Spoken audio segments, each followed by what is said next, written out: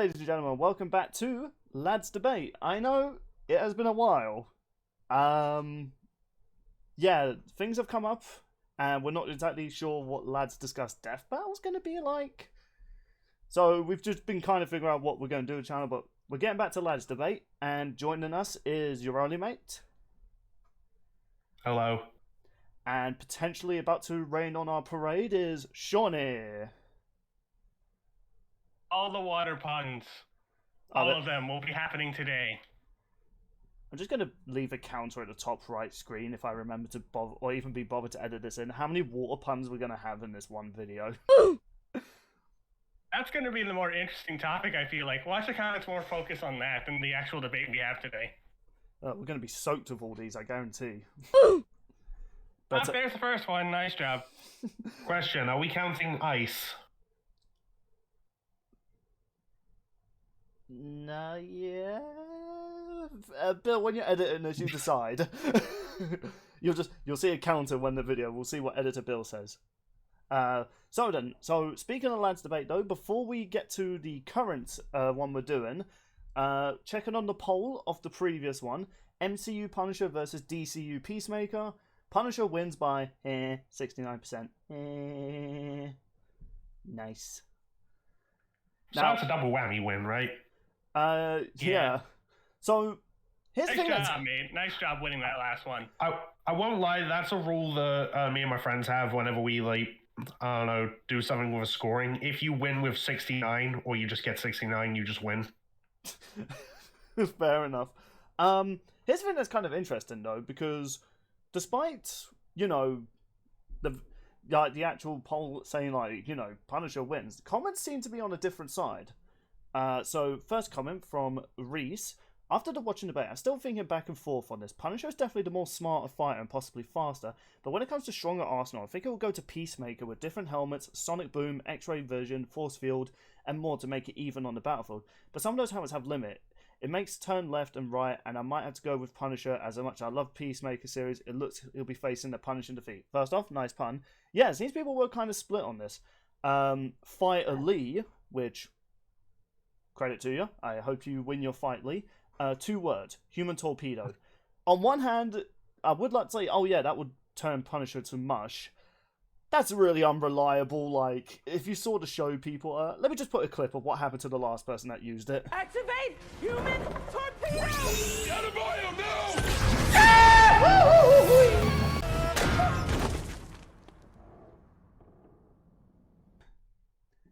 It didn't go well for her. Well, at least with these versions, it is close, because we even talked about it before. It was just strictly comic book. Yeah, Frank annihilated the Marvel Universe one, so yeah, good night, Peacemaker. Yeah, we all came to the conclusion. I mean, he also has a War Machine suit. Yeah, we all came to the conclusion. If this was comic books, yeah, Punisher slaughters. One from Taurock. After everything I learned from this episode, I'm still going with Peacemaker on this. Punisher might win on a Western-style quick draw scenario, but if he makes him forceful, to protect him from the sheer force of his own sonic boom, the same that doesn't just blast humans to pieces, but also blast multiple cars away, it's definitely tough enough to withstand bullets, even armor-piercing ones. Even if Punisher had a way to pierce the force field, it's not something he would be aware of. Hell, I didn't even know Peacemaker had a force field until he was in MK. So he would have to adapt his arsenal, while Punisher's win conditions are a bit more straightforward, not to mention Peacemaker's some shit with DCU. Yeah, that's fair. Now, this last comment from Yangian saying, I think we need to address it because, guys, we did kind of done goofed. We kind of contradicted ourselves. The reason the Punisher wins is because he scales to Spider-Man, one they've never fought, but here's my major complaint. Adam won against Nemesis in the past because, Sean, you didn't want to scale because of Albert scaling Fiend after the events of Resident Evil 3. But you're using Spider-Man scaling after the Punisher Daredevil series. Feels kind of inconsistent with past debates. Yeah, I kind of agree there. I don't really have any way to sugarcoat it. So I do think we did kind of goofed. No, we did kind of goof on that one. So that argument's from the whole Resident Evil 5 game with that sunbeam level, I think is what she's referring to. I'm assuming that was the exact same virus that Wesker had at the time. Yeah, now... And also, it's a time mechanic anyway. It goes off, like, every certain intervals. Yeah. Like, okay, I do want to address this. Like, okay, yeah, it is unfair. to an extent, if this happened to any one of us, like, if we do this for one person, but then we do it for the other, I can understand it can feel a bit inconsistent. Even though Lads Debate, here's the thing, people, Lads Debate is not Death Battle. Lads Debate was just a really dumb idea me and Sean came up with when we were just debating Heracross versus Sizzle, and people just wanted to see more. Don't think we're Death Battle. We're not trying to figure out who would actually win. For all we know, Peacemaker stomps Punisher, Nemesis beats Adam, SpongeBob defeats Jesus. Like, we don't really know or care. We're just trying to convince the other one of who we think wins. So if Jesus can turn water into wine, would that get SpongeBob drunk? Yes. Yes, sure. Irrelevant though. The point is, like, really, we're just trying to convince one of the lads who we think wins. So that's just it. Whoever just makes the better case. Yes, we might miss some things. The one thing I will say we're going to try better on, we're not going to just, change on how we accept feats and stuff like that. Because I can understand if we ever have a guest on, which foreshadowing for a fight that happens after the next one, we want it to be fair to everyone and not just be like, oh, we're not including this, but we're going to include a similar feat like that for the next one. So we've addressed it, people. And yeah, sorry, we done goofed. Like, we're not professionals at this. We're three idiots that talk about nerdy shit. If you want to see some people that take this stuff seriously, I don't know, just go watch a YouTuber that probably hasn't touched grass or a woman in like 30 years. But anyway, let's get on to this Lads Debate, which is, mate, you could correct me if I'm saying this wrong, Katara versus Rain. Yep. Yes. Out. To be clear, though, we're not using MK1 or the Chronica or the Time God Rain, because that's a little one-sided. For those that don't know, I'm primarily sticking with, as the researcher of Rain, I'm primarily sticking with what is called the alternate timeline, which is MK9 and N10. Yeah. So we are mainly just sticking to basically the original canon before, Chronica and all that time shenanigans. So... Oh, the first time it was reset because Raiden was a sore loser. Yeah. So, just to make it more even, we thought, let's just use potentially the more weaker version, because Mortal Kombat's timeline's so confusing now. Everyone's become a god at some point, because all the endings of Mortal Kombat level where they all get the hourglass and reset the universe is canon. People, trust me, if you try and wrap your head too much around it, it's a headache. Just basically accept every tower ending's canon, but we're mainly sticking to the version of Rain before Raiden restart the timeline, where it was just a singular plot. Whereas Katara... This reminds me of a DC thing I saw Liam Swan tweet about. As for Katara, there's no inconsistent timelines as far as I'm aware. Mate could correct me because I'm not that familiar with Avatar, except for Legend of Korra, which I won't lie, was pretty tight. I actually really enjoyed it. Yeah, as far as I know, it's just a continuous timeline, so there should be no headaches, I'm hoping. Mate, right? No multiverse No, there shouldn't bullcrap? be. Oh, thank God. Right then. Unless you want to give Katara Fortnite scaling. Mate, we're not multiversing. No, I'm not doing that. We're not multiversing. It's becoming a dead genre, alright? It's a dead genre. I forgot that event actually happened. Oh my god. So anyway, if you guys aren't familiar how Lads Debate works, one person will have 20 minutes to talk about their character, the next has 20 minutes to talk about theirs, then 20-minute debate, and then we finally get a conclusion as I get ready to take notes.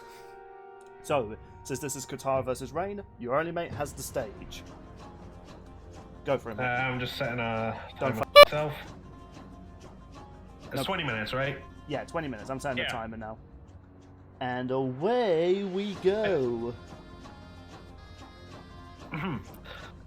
Water, earth, fire, air. Long ago, the four nations lived in harmony, but everything changed when the Fire Nation attacked. Sorry, I had to open it like that. I'm really disappointed you didn't do a Captain Planet thing. Nah. Anyway, so back in the day, Fire Lord Sozin, after he watched the death of Avatar Roku, decided, I'm gonna take over the world.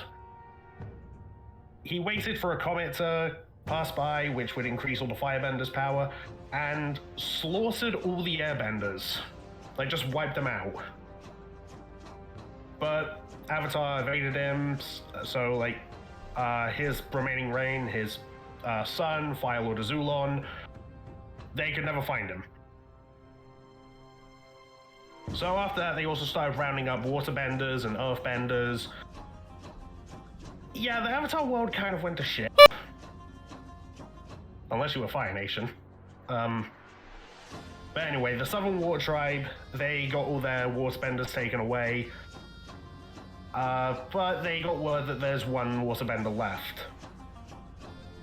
A particular person, the Southern Raiders, broke into someone's house, interrogated this woman even in front of her little kid, just telling her, give up the last waterbender. So she agreed, with the promise that they'll leave her tribe alone. She said she was the last waterbender, and he killed her right there. However, she was not the last waterbender. She was protecting the last waterbender, and that was Katara. Bill, do you mind pausing your timer real quick? I can. And how? I forgot how Okay. brutal a story is for a kid's show. Yeah, and I went and prepared a few things leading up to this. I'll just post them in, I'll post the first one in our group chat. And I'm just going to put don't disturb on because I forgot I can notify them. Oh, that's very nice. Okay, that's pretty cool. I like the effort you went into for this. Shall I Thank restart you. timer? I wanted to just add in various things. Alright then. And Yep. Resume. timer resumes now. Yeah, okay, so good part of Katara's life, she, well, didn't really have anyone to teach her waterbending because she was the only one in her tribe. So she grew up mostly just self-teaching herself. But that all changed when her and her brother Sokka found the Avatar. A 12-year-old boy who was the last airbender. So the three of them would go on adventures across the world and, you know, pick up a lot of skills along the way. Like, Katara would go on to find a waterbending scroll, which would show her all sorts of tricks. Like, making a whip out of water and just messing people up with it. Though that all changed when she met Master Paku of the Northern Water Tribe.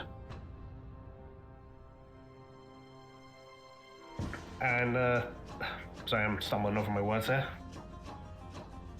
So, when Katara was trained by Paku, he actually said that Katara advanced even faster than any student he'd ever taught, even ones he's taught for years. Hell, she even advanced faster than the goddamn Avatar. I think it says a lot about her skill. Which is mostly waterbending. And, yeah, waterbenders can do a lot of things.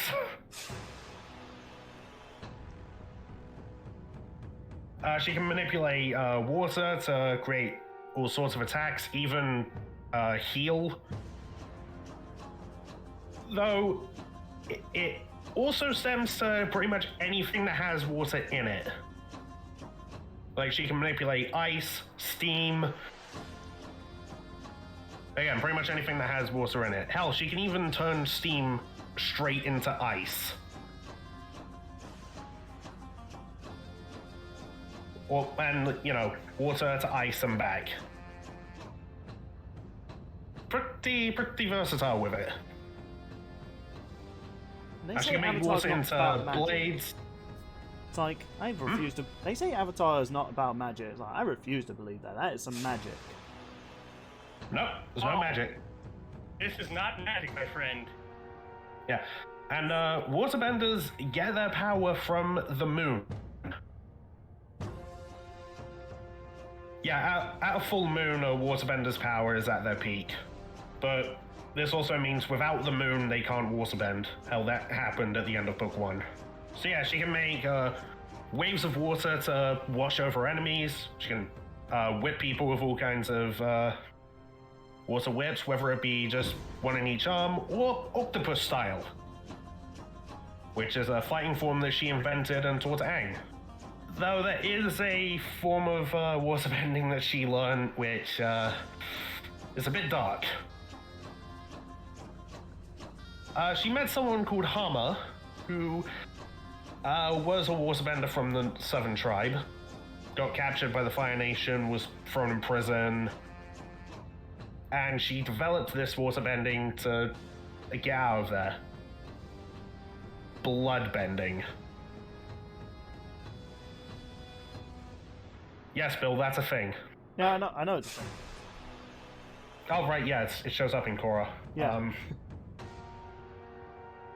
But yeah, that's where it originated. Bloodbending is scary. Yeah, you can literally just control people as your own puppet. Which Katara was actually able to do to Hama, the person who created the damn thing.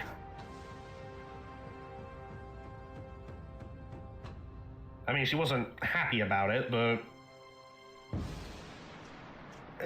desperate times. Now, Hama did say the bloodbending can only be done during a full moon. But there's a clip that I think disproves that.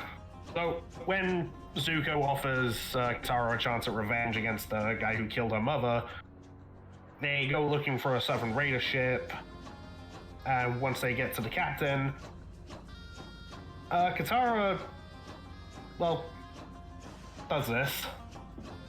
Once this clip plays out. I should mention, there was a full moon the previous night, and this is happening... Actually, wait, no, I think that is night, but... Yeah, it was a night after a full moon. That manipulation puts Makima to shame. Jesus Christ. I've heard of worse ways to have your blood controlled. Though, a waterbender's best asset is really just their own creativity. Like, anything with water, they can manipulate. Hell, Katara even found a waterbender in a swamp who appeared as just a swamp monster by controlling the water in all these vines. When she and Toph were locked in a prison, she didn't have any water on her, so she utilized her own sweat to cut her and Toph out. Hell, Hama even taught Katara that she can just pull water straight from plants, trees, or thin air. And at one point, while confronting the guy who actually killed her mother,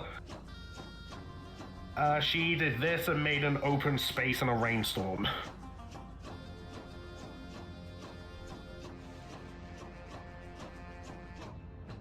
Well, briefly.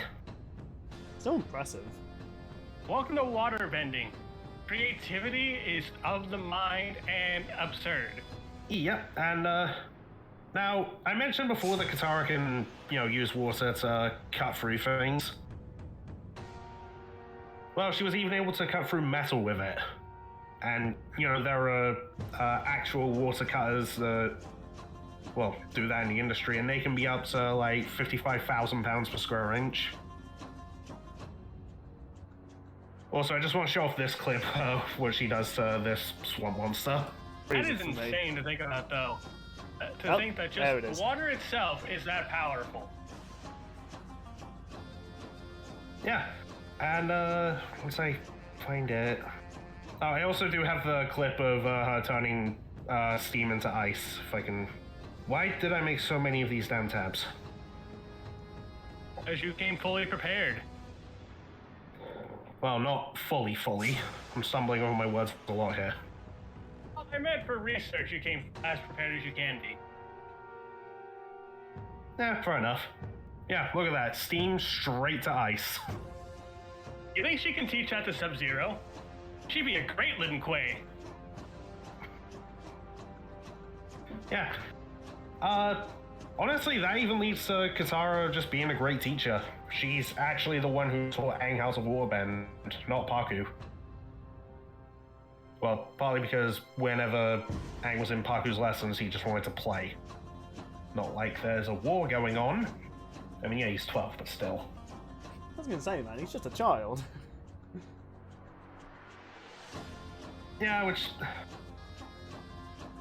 Yeah. And, speaking of Aang, both he and Katara were able to water and airbend clouds. Yes, they can bend clouds, which, as we know from Death Battle, takes the power of a hydrogen bomb. That is true. And once this gift loads for you, this is what they were able to do together. Yeah, that is actually pretty sick. Yeah, now I'm going into this assuming they both did their fair share. Aside from that, Katara's also, like, you know, fast enough to keep up with the likes of Zuko and Azula.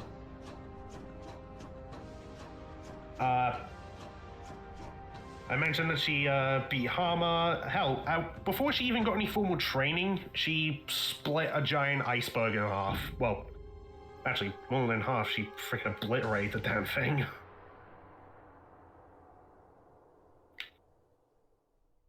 And I mentioned before that Katara can heal. Usually in the show it ranges to, like, you know, just burns or whatnot. I mean, there was that time she brought Aang back to life with special spirit water.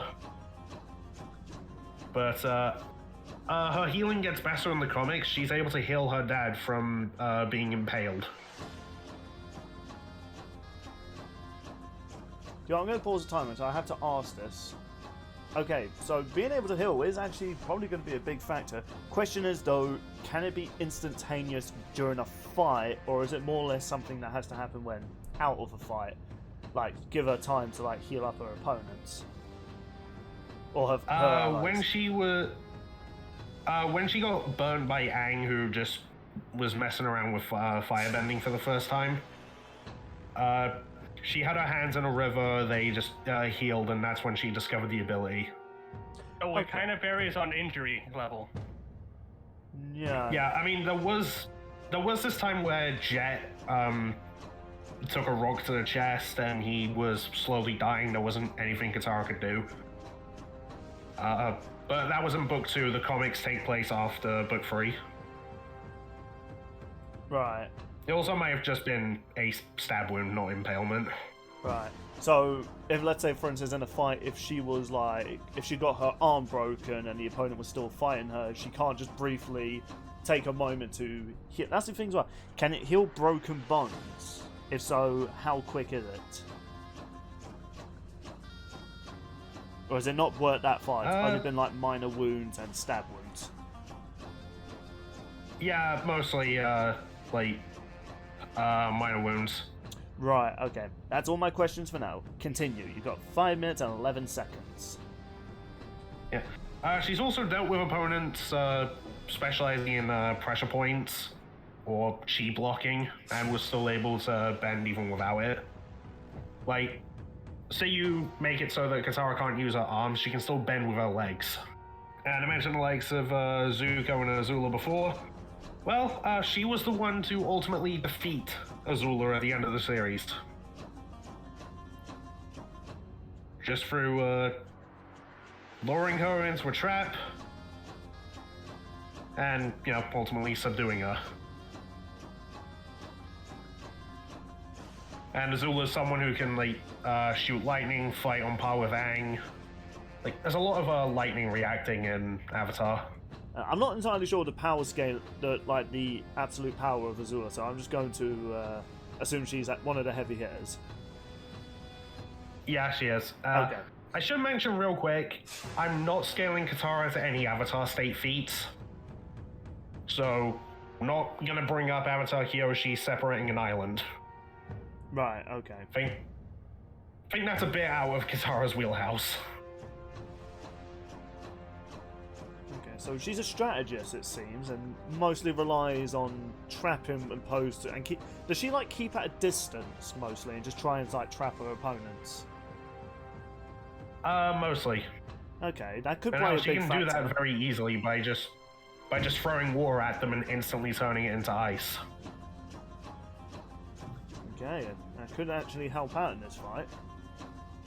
Yeah, and 3 it's- minutes. You know, and it's skills like that that led to Katara defeating Azula and helping her group just ultimately save the world. And now with everything done, she and Aang even started up a little family. But, like all avatars, Aang passed away. But the cycle continued, and Avatar Korra was born, with Katara there to be her waterbending teacher. That's pretty cool. Yeah, Katara trained 2 avatars. That's pretty cool. Is that what you want to end on, or do you want to use your last 2 minutes adding in some extra little fun knowledge and maybe numbers? Have you got any? Yeah, I'm not good with numbers, dude. Fair enough. Shall we give the dance floor to Sean here? Or do you have anything more to say? No, I was just gonna say, Katara would go on to, teach a new generation to keep the peace and balance that her and her friends have fought so hard for. That's a good line to end on. Alright then, so Sean, are you feeling confident after hearing all that? I think I'm prepared as I can be. Right then, and away we go. 20 minutes. As we know, in our world, Earth Realm and Earth are its own separate thing. In the realm of Mortal Kombat, you have other realms, the Chaos Realm, the Nether Realm, and even Outworld. As we venture into Outworld, we are left with the peaceful planet of Edenia, a heavenless paradise, led by Queen Sindel and King Jarrod, with their daughter Katana. At least it was until a big guy named Shao Kahn decided to conquer it, laying waste to steeds. One young Athenian's father went to go fight the war against Shao Kahn. Sadly, this little individual's father was killed in the combat, but rescued by a resistance force. He would go don his father's color of purple, and thus became his namesake, Rain. I know what you're thinking. Wasn't Rain just intentionally made just to be a nod to Prince? Oh, yes and no. Mainly yes. But as time went on, we saw what Rain could actually do. He actually fought on the side of the Edenian resistance for quite some time, until he was extremely infuriated that they wouldn't let him command his own army. So what do you do when you have a high ego? Well, you turn on your own people and go to Shao Kahn. Yep, that's what Rain did. Shao Kahn promised Rain his own army, and they laid siege to Edenia, which was where Shao Kahn observed firsthand of Rain's insane new magic, unbeknownst to him, the magic of water manipulation. In later terms, it is called hydromancy, but it's the same thing. For God's sake, can we pretend it's the same thing, just named weird? Yeah, you control water. There we go. Well, it turns out, as time went on, Rain learned more of his powers in over his 10,000 years. That's right, Atenians live longer than normal mortals do. Oh, shit, I didn't know he was that old. Well, it also could be because eventually Rain found out who his true father was, not the brave soul who sacrificed himself for his own people. Turns out he was the son of Argus. You know who Argus is? Well, he's a god. That's right, Rain is a literal son of a god. Well, that just inflated his ego by 10. It's through this training and ego that we've seen Rain master his powers of hydromancy. From being able to teleport, make weapons of water, spray water at people just to be annoying, conceal weapons within, to manipulating the weather itself.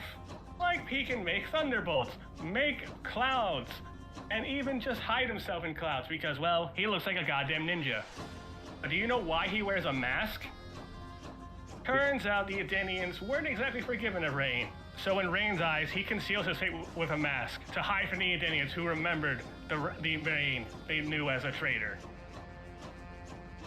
You know what? That's actually a valid reason. Though, as we all know in Mortal Kombat 9, Raiden eventually beat Shao Kahn after a time reset. Of course. But after Shao Kahn was taken, a new person took his throne. The hybrid daughter of Baraka and an Edenian, Melina. Though Melina's reign did not last long, turns out her advisors such as Ermac, Reptile, and Devora all betrayed her in favor of the one they call Kotal Khan. I mean, to be fair, when you think of badass rulers, just look at this guy and compare him to Melina. Not only that, he's also voiced by the guy who voices Jon Stewart's Green Lantern. God damn, get him some lotion or something. Like moisturizer, perhaps? Well, Kotal Khan had his own birthright to the throne. He used to be a general of Khan and an ally of Rain. But he felt Outworld needed a new reign. The reign of someone of an Aztec. They're similar to Aztecs. But it was unclear what side Rain would pick. Would he choose the friend of an ally in Kotal Khan? Would he go on the side of Melina, who was once his ruler? No one knew what happened to Rain until years later. As it turns out, Rain aligned himself with Melina, Raiko, and even Goro, to dethrone Kotal Khan, Medenia, and Outworld. And we only know this because their first encounter took place in the MKX comic books. That's right, there's a comic book run in this timeline. And they're actually surprisingly good. They really are. Give them a read. But being a former ally and being a smart strategist, Rain knew how to weaken Kotal. See, Meg was talking about him needing lotion. Well, maybe. I feel like lotion would interfere with Kotal's powers because Kotal runs off the sun. Yes, I know, he's a solar-powered hippie. So what? But Rain knew Kotal's weakness, so what did he do? He made clouds big enough to block out the entire sun.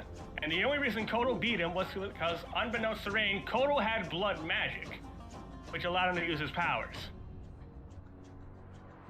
Interesting. But still, despite the fact that Rain did not beat Kotal, he held his own against his former ally and compatriot, and even survived getting burned in the face, nearly died alive by the sun. That's right, he suffered burns powered by the sun and lived to tell the tale. Okay, I'm sorry. I need to pause the timer. We are talking about Rain, right? The kind of the laughing stock of the ninjas. This is Rain. Rain fought Kotal Khan, not just in the comics. He eventually later fought him in MKX and still kept up with Kotal. Okay, I'm just going to resume timer because he was always the joke ninja. Like no one took him seriously. But okay, turns out okay, yeah, sure, whatever. Resuming timer now.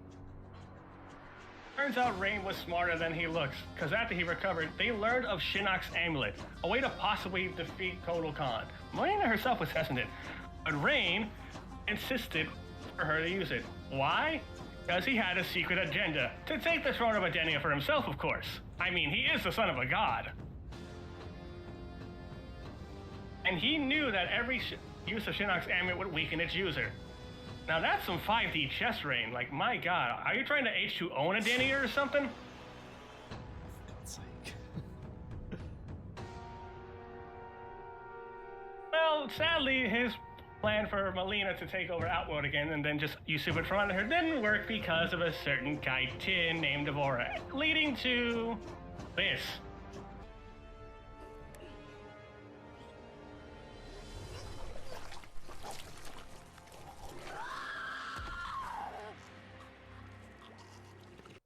Yeah, that fatality in the story is messed up.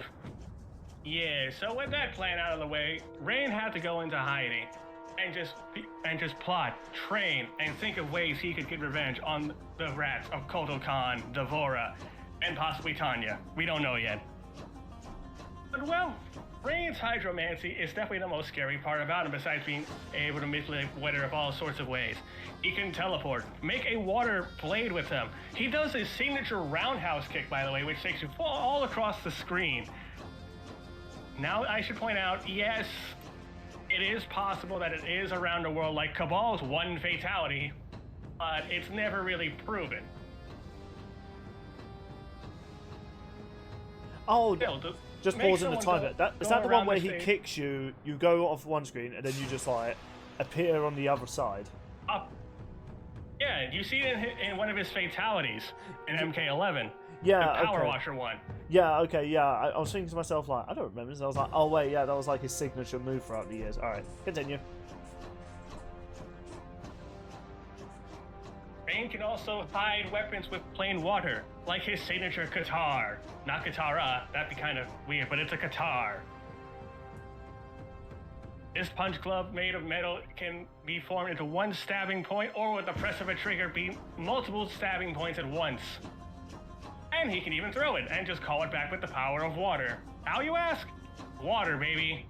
He can trap you in a giant bubble of water, make lightning appear, teleport not just by himself, but he does his signature move, Arcus Plunge, where he teleports, grabs you, and just teleports you through the ground and just hits you very hard with it. But I would be remiss if I didn't mention Rain's sick as hell fatalities, like Bubble Burst, where he uses a combination of water and your own blood to make you explode. Wait, so he also has blood bending? Yes, people weren't sure if it was actually blood, using a blood magic, but in the ending of MK9, it is hinted that Rain can manipulate blood. Yes, the ending's not canon, but the fact of the matter, it's been proven by a fatality itself, tells it's scary. For reference, in the MK9 ending, it is stated that Rain drowned Shao Kahn in his own blood. Jesus. I mean, that's one way to... So, okay, he's killed Shao Kahn in another timeline. Interesting. By drowning him in his own goddamn blood. Jesus Christ, how do you do that, you ask? By pure art. Or he can make his own version of swords with his signature Jetstream water blade, which he can wield very easily and just kill people with it. Or his other fatality, Hot Eye Soaked, making a giant geyser of water cut through an enemy, bursting them, and then catching their eyeballs in a little bubble. It's impressive. And an eyesore. It was that fatality is in water, so I will allow that to be on the counter. Or how about the Power Washer fatality, where he does his signature kick, and then he reacts fast enough to catch you, get you out with water, and does this little cool nod to Queen before slicing you in 3 places at once. Those who've never seen that MK11 fatality, it's a really good fatality. Another ability Rain has, like how he can just make portals of water appear and disappear at his own will. Overall, Rain's water is not to be messed with. After over 10,000 years, the Edenian is still hunting for a throne, waiting for one day to accomplish something that no other people can normally do. Oh, is that what you're ending it on? I think so, unless you have like questions you want to ask real quick. Okay, well, since you still got 8 minutes, so... Okay, here's a question. What's his fighting style? Because every Mortal Kombat character has like a fighting style. Because he may be good with water, but he's also a hand-to-hand fighter. Oh yeah, Rain is exceptionally skilled at hand-to-hand fighting, not just with his natural guitar, but also I believe it's called Z-Men. It was given a name in the original Mortal Kombat games. You know, the ones where you have can switch between weapons and whatnot. Z-Men is a signature fighting style of Rain. I believe it is based off the Chinese martial arts of Kung Fu, specifically the crane style. I could be wrong on that. But he uses that. He uses a guitar or his water weapons that he's been known to wield. In the older timelines, he had a different weapon, but again, older timelines not really being taken into account here. Sorry, can we pause the time because I have something stupid I want to say? Go ahead, up? man. I know you're saying Katara, but it sounds like you're saying, guitar. So I'm just picturing him busting out an electric guitar. Oof. Oh yeah, I was actually wrong. It was actually, his fighting style was called Zeron Min. Right, okay. Also, now, after Mate just said that, I'm now just picturing him doing Peacemaker's intro in Mortal Kombat 1 when he goes, sucker on that, does the air guitar. There's probably he would make a water guitar. Someone do fan art of that. We need to see that shit. Alright, Sean, you got... You know what's actually... You got 6 minutes and 40 seconds, so do you want to continue on with some more feats or weaponry, or do you want to end it with a final quote for Rain, and then we'll get to the 20-minute debate? I think we can get into the debate right now, honestly. Alright. Overall, don't underestimate the Prince wannabe. Alright, then, well, that's what you want to end on. So, are you guys ready for the 20-minute debate? Yeah, sure. Let's do this. And away we go. Fight! Actually, no, I need to do it in Mortal Kombat. Okay. I'll restart that. Round 1. Fight! Okay, so they can both control blood. Yeah, that was one of the things I found out that I was surprised by, which is actually kind of insane. Yeah, I mean, I had a feeling, like, naturally if you can control water, you should be able to control stuff like blood, because, well, the human body is mostly water. And also, well, blood magic's like a separate thing in Mortal Kombat. Oh, blood magic's a separate thing in Mortal Kombat compared to, like, how Rain does it, so... There's normally blood magic, like with Scarlet, you have to injure yourself to use it, but not in this case for Rain. Right. Can Rain manipulate other things, like, say, ice? Or... Ice? No. Clouds? Yes. Alright, steam or, like, anything that just has water in it? I believe since Steam is a variation of Cloud, he could most likely use it. I mean, there is a character literally called Smoke in Mortal Kombat, so I wouldn't be surprised. Hmm. Yeah. I mean, right off the bat, it sounds like... to me, it sounds like Katara is slightly more versatile. Slightly. With long-range combat, sure, but with close-range combat, Rain takes the... That goes to Rain. Yeah, absolutely. Like, Katara's not a hand-to-hand fighter. She's mostly about keeping people at a distance. Wait, she doesn't hand-to-hand fight Also, at all? you know, planning and strategizing. I think it's more like she prefers long-range combat to close-range. Okay, interesting. Yeah, she can fight up close. Okay, so she can. What I'm surprised by... It's just she's not a hand-to-hand fighter. She fights with water bending. Okay, interesting. But yeah, but I definitely can say thanks to Adenian's lifespans, Rain has experience in the bag.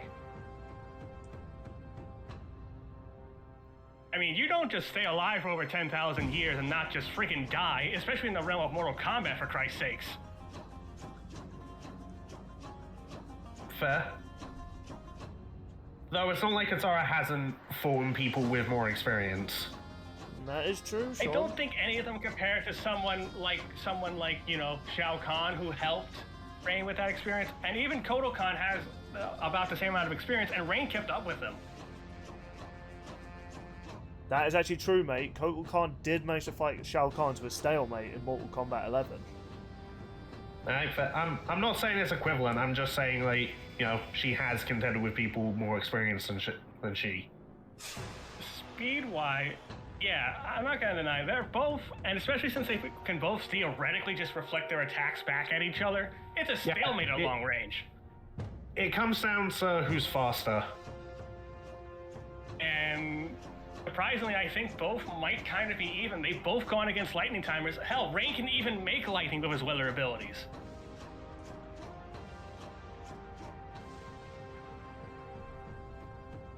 Though I know some people might argue, shouldn't he compare to Kotal in speed since Kotal uses the sun? Even mind, Rain didn't beat Kotal Kahn, but he kept up with him, so I'm not sure if you can say that, like, he's faster than Light technically if he lost? I suppose if he was I'd say hit it's up by to Bill, it, though, for that he art. was.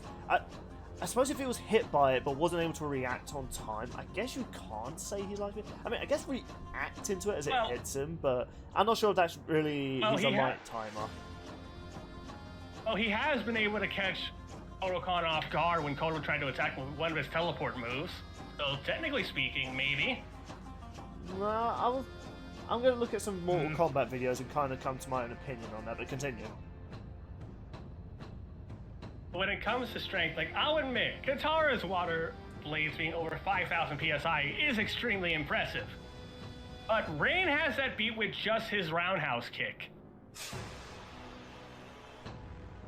Now, I spent so long on this in particular. So we don't know the exact distance of every single Mortal Kombat stage, but we do know kicking something 75 yards is actually feasible. How do we know this? Ladies and gentlemen, they load a Baltimore Ravens kicker, Justin Tucker. This is a video link. So this is a video link of Justin Tucker kicking a 75-yard field goal, which is extremely difficult by NFL standards. Hell, he even has the record for setting the longest field goal in NFL history. So we know it's possible to kick something 75 yards. In order to do this, and taking the average mass of a human, which is about 62 kilograms, Rain's kick needs to be over 150 PSI. That is insane. Mate, how much did you say was the Over PSI? 150,000. 150,000 PSI to be specific, sorry. Over 150,000. Okay. Mate, what was the PSI you gave for Katara's feet again? Well, that was comparing to industrial, like, water cutters to cut metal. That was, like, up to 55,000. I mean, she's also cut through, like, stone and also matched Zuko's fire whips, which can cut through crystals. Alright. Impressive, sure, but at bare minimum, this is just Rain with one kick. It's possible that number is vaguely higher depending on what stage you go with. Or if you buy the whole argument of it actually being around the world. Okay. So at minimum, I think Rain has the power advantage. Alright, so I brought up... I didn't actually say it verbally because I was going to save it. You know how in the feats thing I brought up comparable to Toph who held up that library? Yeah. Alright, so... This is all that was visible of the library. And with her earthbending, Toph was able to hold on to that as the whole structure was sinking. This is what's underneath. Okay. That's impressive. Sure, I'll give you that. But let's go back to the comic books. In the comic books, Rain was able to block out the sun, and even made an entire thunderstorm to block out an entire city. All on his own. Interesting. Okay, do you know what? Here's my question. And- We've got... Oh, sorry, Joel, you're done. But after you've... No, made go your ahead, Bill, point- go ahead. Okay, so... What about physical strength from both of you two guys? Like, so how physically strong are these guys without acknowledging their water things? Like, now I'm asking mate first. This is Katara, right? Do we know how physically strong Katara is with, let's say, a punch or a kick, without the use of like water bending? I mean, she doesn't really fight physically. Ah. Is there no, like, I don't know, her holding up something pretty strong or heavy? That looks heavy, at least, that you might remember? Now, the only thing I can really give her is, you know, comparing her to Toph, who held this library up with earthbending. Again, though, that's with the bender. I was kind of curious of physical strength. Alright. Yeah, they don't really do that. Oh dear. Okay, well, Well, sure. What is Rain's This physical question's strength? interesting. So there's two ways I can go about this. Do you want to go via the route of the mini games or no? This is mini- attached to my video games, of course. To be fair, they do say the mini games are in fact canon to the Liu Kang and Kung Lao's training. So I guess it makes trying- sense. Well, you can compare Rain to other fighters that way, or I'll just say, you know, he can break stone pillars pretty easily with his fist, or just go through stone pillars after being attacked by the likes of Katana and Devora. Okay. Of course, at MKX, you have characters that can break solid titanium statues with their hands. Like, remember Sub-Zero? Oh shit! Yeah, that's true. Okay. Alright, get my notes down. Alright, you guys got 11 minutes now. Wait. Sean, what were you gonna... Oh, sorry, man, what were you gonna say? Question, does Rain have any form of self-healing? Oh, that's a good point. Rain may not be... Rain can't heal himself. Technically, no. But what Rain can do is he's in control of all the water in his own body, hence being able to teleport so easily. Okay. Right, but has he fought Or- someone else who can manipulate water?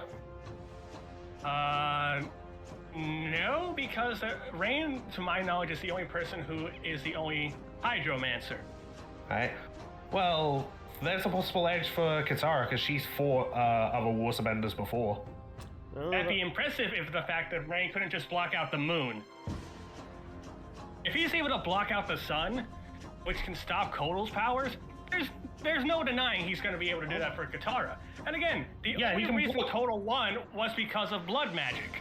Yeah, he can block out the moon, but Katara doesn't need the moon to just waterbend. Like, if the moon was destroyed or blocked out via a lunar eclipse, then Still, the fact that he no can more block waterbending. enough- But she can warbend during the day when the moon's not present. Still, he can find a way to weaken Katara, and he's even been shown to boost himself with the power of water before, with his H2O boost signature move. Hold on, I need to pause time because I'm kind of confused about it. So I had that in my notes. So, okay, mate. So if the moon is present, she can still waterbend, right? Yeah, so I forget his name. Zhao. When he killed the moon spirit, the moon got blocked out via a lunar eclipse. And that just turned off all waterbending. Similar to how in Book 3 there was a solar eclipse where like all firebending got turned off. Okay, so now I'm kind of confused now. So, okay, if the moon is blocked out, then they can't waterbend. Specifically via lunar eclipse and you kill the moon spirit. Yeah, but if it's whether or not like it's well, okay, I'm trying to think of the best way to word this. Like, she can still waterbend during the day when the moon isn't up yet. Okay. Alright, I'm going to resume time because I'm a little confused about that. I'm very tempted to look up a wiki about that, but I'll let comments decide on this. So you guys got 10 minutes. So, at long range, both Katara and Rain are at a stalemate. Both can do just about anything the other can do, except one thing. Rain can teleport, making this a close-range fight. And Katara struggles at close-range fights. Yeah, however, I have mentioned, well, we even established Katara can control slightly more things, like the whole ice thing, even, could feasibly trap Rain in ice. Also, creative in the heat of battle. Well, Rain's not that dumb either. He's also very clever in his own right. Like how he knew specifically how to block out Kotal's powers, and knowing the power of Shinnok's amulet despite no one else knowing about it. Right, He's not just a dumb purple-clad guy. But he's not gonna know, oh, this girl gets more powerful if the full moon is out, I've got to block it. Because he's never met another waterbender before. Okay, here's the question I have for Sean though. Like, Sean, when he summons lightning, does Rain have to always automatically summon clouds, or can he just summon lightning without the need of there being clouds? The video game logic. In the comic books, we do see Rain conjuring up lightning to help make that storm without the need of clouds. Okay, so there, because I was thinking if he could accidentally block out her powers, but if he's not going to have any knowledge about it, that might not come in handy. Well, again, Rain can probably figure that out as the battle went on, of course.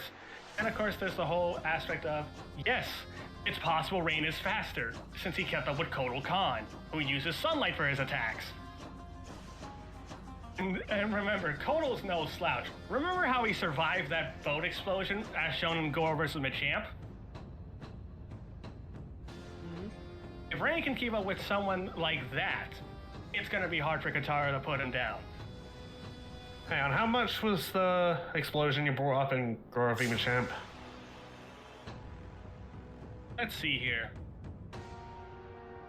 I'll quickly look it up because you guys have got only 7 minutes. So here's the thing I'm going to say as a quick question.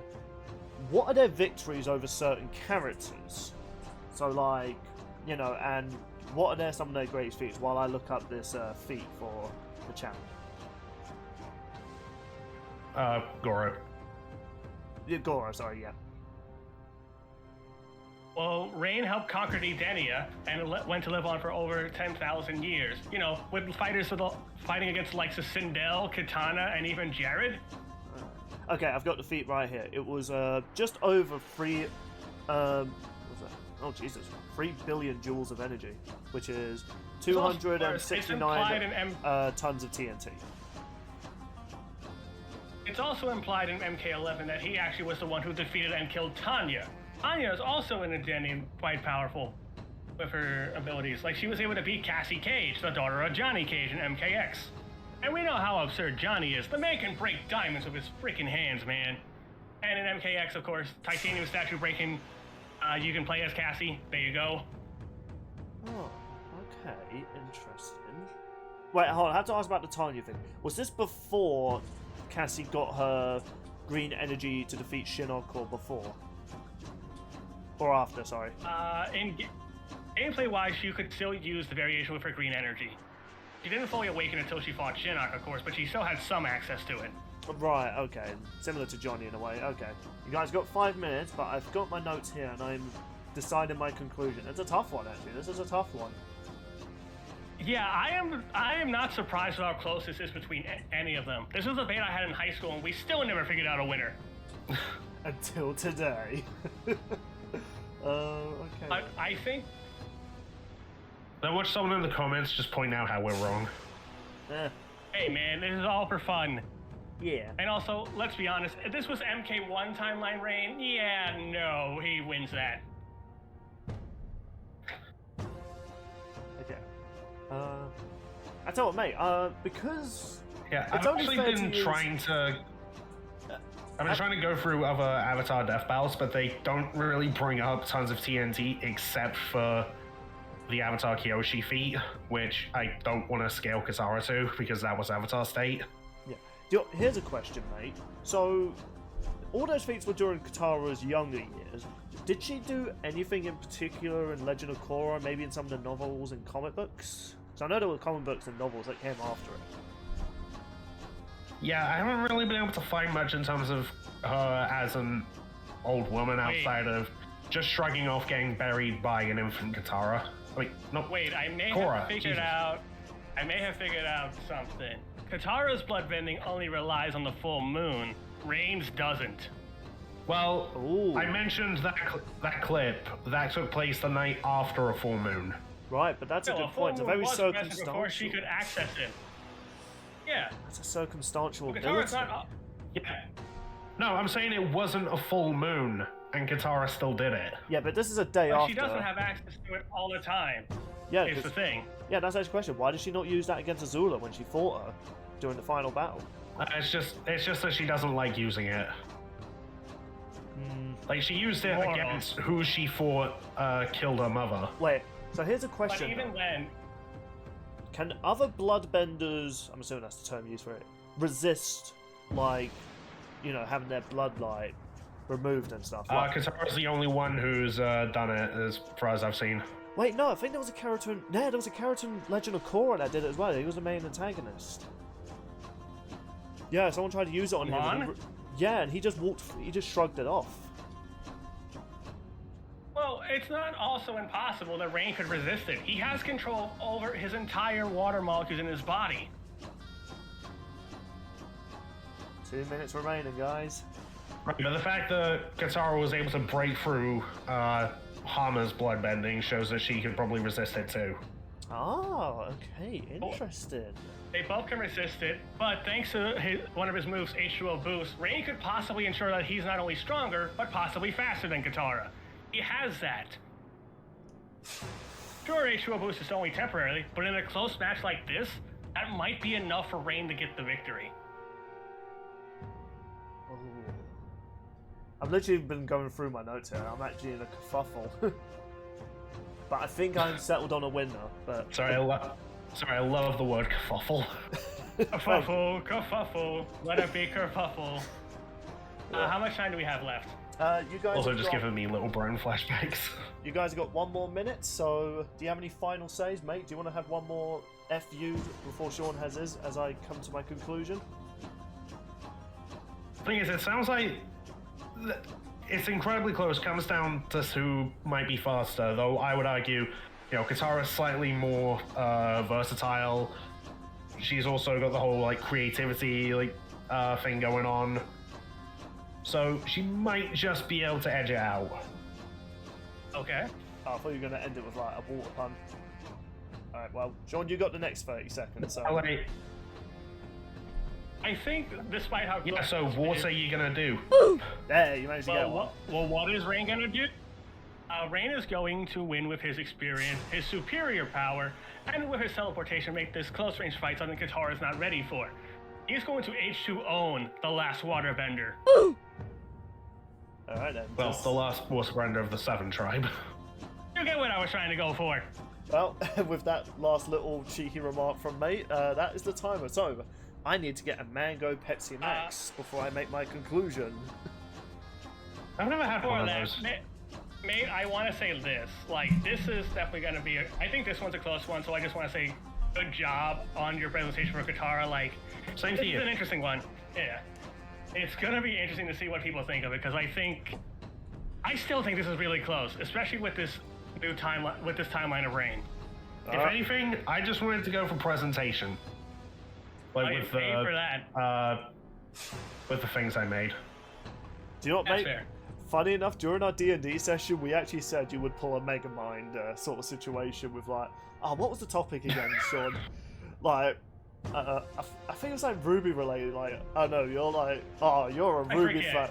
I probably recorded it. I'll look it up at some point. But anyway, it is time to decide. Right then, so I've got all my notes here. So, getting the first thing immediately out of the way, their water techniques. Waterbending and watermancy, whatever you want to call it. Both are shockingly evenly matched. Now, Rain seems like he's more adapted to fighting at close range of his water abilities, whereas Katara is more adept to fighting at long range of it. Both are pretty efficient, but both can also use their water defensively. So, if Rain was to get close, Katara could just woof him away, but at the same time, if Katara was to try and get close, so could Rain. Now, in terms of the little special abilities they have for it, I would actually say neither really has the advantage over the other. So let's get the obvious one, bloodbending. Both can do it. Both have control over their blood, so yeah, it would be a stalemate really. They'll both be trying to control the blood and it doesn't work. But the thing that Katara has that Rain doesn't, she can use it to heal, but she can also control steam and turn it into ice. On the other hand though, Rain can use his water to teleport and also just summon electricity with it. So, with that said, water bending, unironically, doesn't really matter in this fight. Both can easily just deal with the other with different ways. In fact, they both have an instant win opportunity. Katara could just simply freeze Rain and shatter him. On the other hand, Rain could just simply grab Katara and just go all like hydrogen with it and just like shred her skin. So it's like, both have a win con there. Even in terms of speed, I will say, you know, tanking the hit of the sun is impressive, but it didn't seem like, unless I'll need to look it up myself, if he didn't react to it on time to evade it, I can't really safely say or confidently say Rain is light speed. However, both seems like they can handle at least faster than the speed of sound, or just a minimal light speed. So Like they're both at least lightning timers. yeah, so speed, they're going to be pretty even on. So this is going to mainly come down to the next few aspects, which is one aspect that Rain has an advantage over, and here's one what Katara has one over. Rain is obviously more experienced. He's been alive for 10,000 years. Like, he's fought them all. Demons, wizards, and stuff like that. Whereas Katara, even if Shenanigans are interesting. yeah, and as Sean said, Rain has fought in multiple wars. He is a warrior at heart. Katara has fought in wars as well, and even if you go by Legend of Korra being more like the timeline of Katara in there, she's experienced, but nothing on a scale of Rain. Like, Rain's seen it all 10 times. On the other hand, though, while Rain is a manipulator, I don't think he was smart in like trying to find out Kotal Khan's weakness, and obviously knowing like the minute using the amulet would kill her. However, he never took fully advantage of that. Whereas Katara, on the other hand, she has managed to like trick people into traps, so that gives her an advantage there. Whereas Rain is definitely more experienced, but Katara is definitely, I'd say, the smarter one. But with all that said, I'm giving it to Rain. Because Rain... I had a feeling you would. Rain, despite all them seeming pretty even there, what does Rain have that wins? He's just physically a better fighter and physically stronger. Yes, being able to control someone's blood is impressive, but what good is that if someone can not only counter that, but basically make all your attacks worthless? And not only that, he's far more experienced as a fighter. As Katara definitely could trick him into a trap, but Rain could just easily just teleport out of the trap, just grab her by the neck, and just Sub-Zero her head off. Heck, characters could just do that. If they want to end the fight quickly, they could just instant kill. So Yeah, this almost feels like the water version of, like, well, part of the conclusion for Bill vs. Discord. It's like, yeah, one has the tools to replicate the thing that, well, could easily kill the other, but that one is, like, so much more experience. And yeah, I was kind of can see through all the trickery. I was kind of think this is more like Vader versus Obito, because like they both have instant wins and both have ways to counter the other's instant win. If that's why I was really thinking, alright, it's really going to depend on who's the stronger and better fighter. Rain just came out on top for me. So, Sean, you're back on the win streak again. Actually, I think you haven't lost your win streak. So far, you've won Star-Lord, and now you've won Rain. So, yeah, congratulations. Allow me to give you a congratulatory soundboard. I come back. I come back. Worth it. I'll never get tired of that. Wait, hold on. Are you saying he Detective Comics? No, I didn't even realize it. It said here I disconnected. I was like, oh wait, I'm disconnected. I was like, that was worth it. But with all that, I think this debate really is close. yeah, yeah, mate, you've done pretty well there. I mean, I was immediately thinking, yeah, Katara's clearly going to win this. Like, she had blood bending. But then when I heard Rain had it too, I was like, oh shit, well, there goes that argument. I mean, I assumed, like, he must have something like that. Yeah. Because, like, Yeah, and even if then, you like, control water, you should be able to control people. That was my biggest concern, but then, like, when I saw that he was able to block out, like, stuff like the sun, I figured, you know, if he can block the moon, that stops Katara from bloodbending. But then I heard Mate's argument for that, I'm like, huh, okay. Yeah, I'll be honest, I didn't think...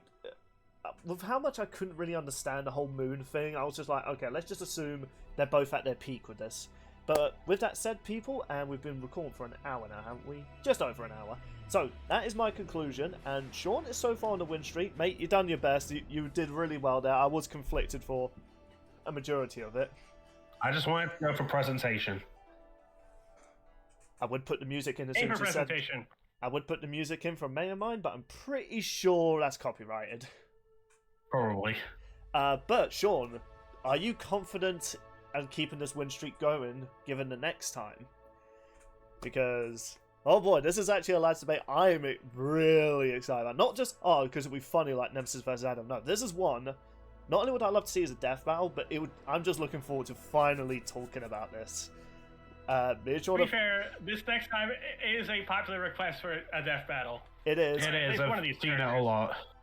And usually we try and go for more obscure matchups, but no, me and Sean have constantly debated this and talked to the other, so let's finally do it. We are doing Captain Rex from Star Wars The Clone Wars versus Overwatch's veteran soldier, Soldier 76.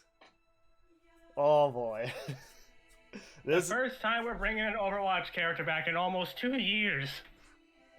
Oh my goodness. When we were all decided on matchups, and this is the one we all decided on, I was so happy. Sean, I have looked in comic books, TV shows, animated series. Rex has a lot of shit. Just be prepared. Overwatch also has comics and also PvE events. Well, we'll see if those PvEs can match up to Captain Rex. So, yeah, people, that's going to be our next time when we will do it. I have a lot of videos to edit. I have a multiverses video coming up, and might as well announce it now. Me and Sean and some of the other people have recorded our first D&D session. People apparently wanted to see us play it, so here we are. And it's a Ruby-themed one, so if you like Ruby, hey, give it a watch. I worked hard on it. Yeah, Sean made this dungeon as well. So, please watch and support us. Please. I'll give you a high five. Also, shameless plug, join our Discord so you can suggest ideas for lads debates and whatnot. Indeed, including one Taurock just suggested that I've only just seen, and I am just like, Taurock's playing with some hot fire here. With all that said and done, I hope you enjoyed this lads debate, and who did you think wins? Did you think we were wrong? Do you think I'm wrong? Because let's be real here, I'm selecting the winner here, so I feel like I'm going to get more shit for it. By the time this episode goes up, the poll is up, so place your votes. And I feel as though I'm going to click on it and it's going to say like 99% for Katara, and I'm just going to be like, well, shit. I can imagine Katara's probably the more popular character. Most likely. With all that said and done, thank you all so much for watching, and share this video around and keep the channel growing. Farewell, everybody. Bye. What are we waiting for? Stop recording. I'm actually quite surprised Don't we you don't... mean water? Ah, I forgot. I was just about to say, I'm surprised we didn't end this off with a water pun. God damn it! Goodbye, everybody.